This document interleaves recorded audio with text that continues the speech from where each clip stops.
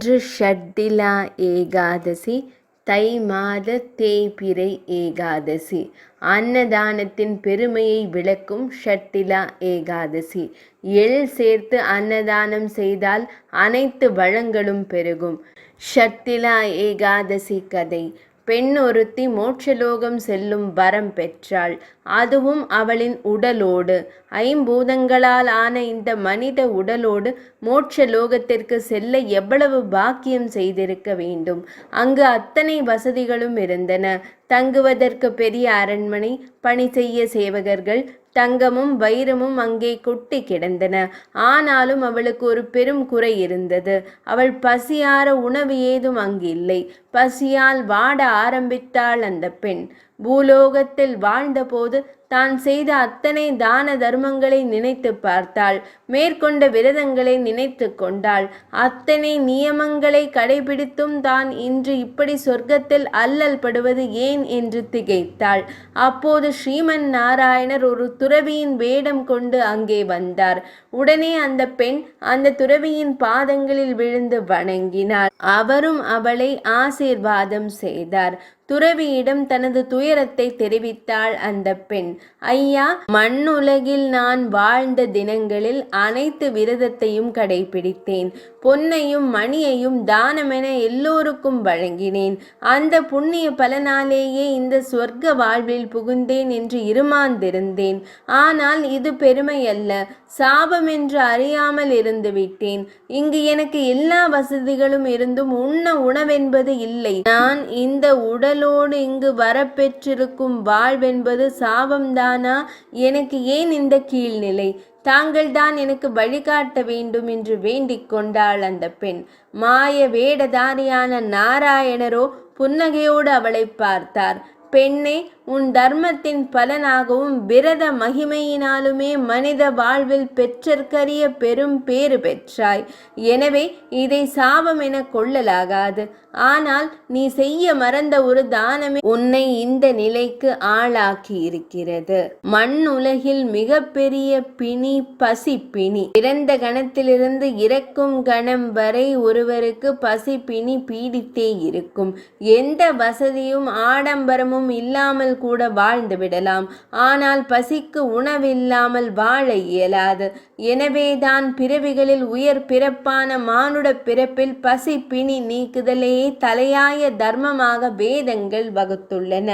அன்னதாதா சுகிபவா எனும் பெரும் பொருளை நீ அறியவில்லை.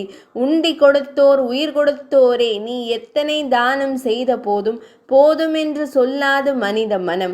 அதுவே அன்னதானம் என்றால் ஓர் அளவிற்கு மேல் கொள்ளவும் முடியாது. எனவே எல்லோராலும் எல்லோருக்கும் நிறைவாக தானம் செய்ய முடியும் என்றால் அது அன்னதானமே ஆகும். நீ அத்தகைய அன்னதானத்தை செய்யாது விட்டாய்.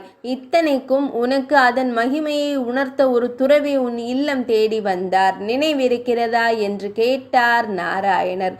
துறவியின் பேச்சை கேட்டு வருத்தமுற்றவளாகிய அந்த பெண், ஆம், அன்றைய நாளில் என் இல்லம் தேடி அந்த துறவி வந்தார். தானம் கேட்டு வந்தவருக்கு நான் பிற பொருட்களை தானம் தர முன்வந்தும் வேண்டாம் என்று கூறி அன்னம் வேண்டி நின்றார். அன்று அதுவரை நான் சமையல் ஏதும் செய்திருக்கவில்லை. அதனால் உண்டான ஆத்திரத்தில் மண்ணை திரட்டி அவரின் பிச்சை பாத்திரத்தில் இட்டேன் என்றாள். துறவியோ, சரியாக கூறினாய். நீ இட்ட மண் தான் இந்த மாளிகையாக மாறியிருக்கிறது.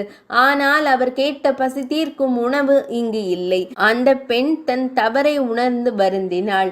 இந்த பாவத்திலிருந்து தப்பிக்க வழி உள்ளதா என்று கேட்டாள்.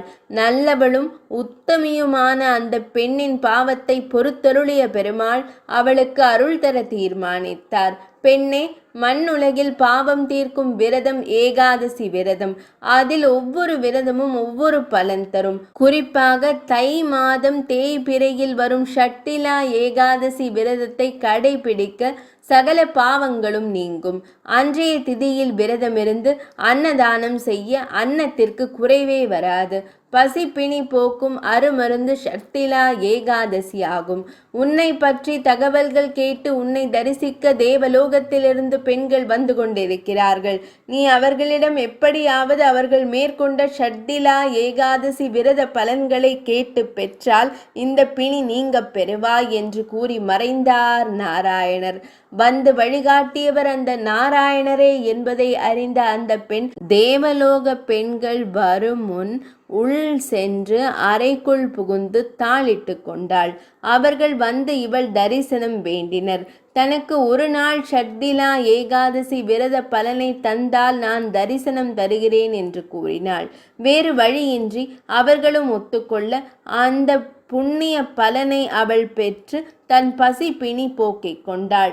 ஷட் என்றால் 6, திலா என்றால் எள். 6 வகையான எள் தானத்தை முன்னிலைப்படுத்துவது ஷட்டிலா ஏகாதசி.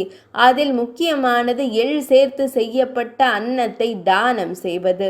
வறியவர்களுக்கு எள் சாதம் தானம் செய்வதன் மூலம் பெரும் பலனை அடைய முடியும். இன்று ஷட்டிலா ஏகாதசி திதி. இன்று விரதமிருந்து ஸ்ரீ மகாவிஷ்ணுவை வழிபடுவது, விஷ்ணு சஹஸ்ரநாமம் பாராயணம் செய்வது ஆகிய நற்காரியங்களில் ஈடுபட வேண்டும்.